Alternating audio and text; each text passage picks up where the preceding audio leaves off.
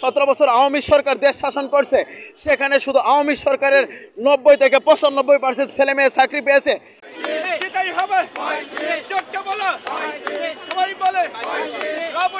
আমাদের যে honours masters শেষ করতে 4 বছর 4.5 বছর সার্টিফিকেটে লেখা, সেটা শেষ করতে 8 থেকে 8.5 বছর, কোনো কোনো ক্ষেত্রে 9 বছর সময়ও লেগে যাচ্ছে। এই জন্য আমাদের চাকরিতে এটা হচ্ছে সরকারের পলিসির কারণে আমাদের এই সমস্যাটা আমাদের উপর চাপিয়ে দিচ্ছে। তারপরে হচ্ছে ওই 2020 সালে যে আমাদের কোভিড হয়েছিল, করোনা ভাইরাস, করোনার কারণেই কিন্তু আমাদের জীবন থেকে 2.5 বছর চলে গিয়েছে। এটা সিস্টেমের ভুলের কারণে। এই দায়ভার কি আমার? এটা হচ্ছে সরকারের দায়ভার। এই সময় তো আমাদের কোনো ধরনের চাকরির পরীক্ষা ছিল না, নিয়োগ ছিল না, আমরা কোনো কিছুই, সারা বাংলাদেশ গোটা বিশ্ব লকডাউন ছিল। তারপরে হচ্ছে কি আমাদের এই যে দেখেন 17 বছর আওয়ামী সরকার দেশ শাসন করছে, সেখানে শুধু আওয়ামী সরকারের 90 থেকে 95% ছেলে মেয়ে চাকরি পেয়েছে। যারা সাধারণ শিক্ষার্থী, মেধাবী শিক্ষার্থী, তারা সেই সকল চাকরি থেকে বঞ্চিত হয়েছে।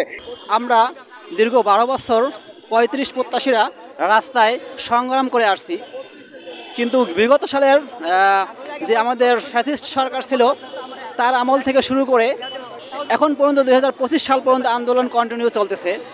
তো এরই মাঝে আমি বলতে চাচ্ছিলাম, বর্তমানে যে সরকার, আমাদের যে অন্তর্বর্তীকালীন সরকার, তাদের কাছে আমাদের যে professor doctor Mohammad Yunus sir আছে, তিনি একজন ভালো মানুষ এবং সুশিক্ষিত মানুষ, এবং তিনি আমাদের বিষয়টা যদি উপলব্ধি করেন, তাহলে আমি মনে করি যে 35 প্ল্যাটফর্ম আমাদের কালকেই ইতিমধ্যে বাস্তবায়ন হয়ে যাবে।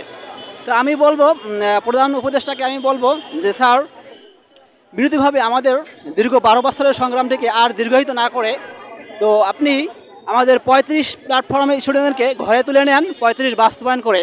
তো সেক্ষেত্রে আমি বলবো যে স্যার, আপনি যদি প্রধান উপদেষ্টা, যেহেতু আমরা আপনাদেরকে সম্মান করি এবং আপনি আমার একজন প্রফেসর, সুশিক্ষিত একজন মানুষ, এবং সারা বিশ্ব আপনাকে সম্মান করে, যেহেতু ছাত্রদের অবশ্যই এই যৌক্তিক দাবিটা, অবশ্যই আপনি যদি যতগুলো আমাদের উপদেষ্টা মণ্ডলী আছে, আপনাদের সদস্য, সবাইকে নিয়ে যুক্তিসঙ্গতভাবে বসে আপনি একটা আলোচনায় আসেন, সেক্ষেত্রে অবশ্যই 35 বাস্তবায়ন করা অবশ্যই সম্ভব হবে।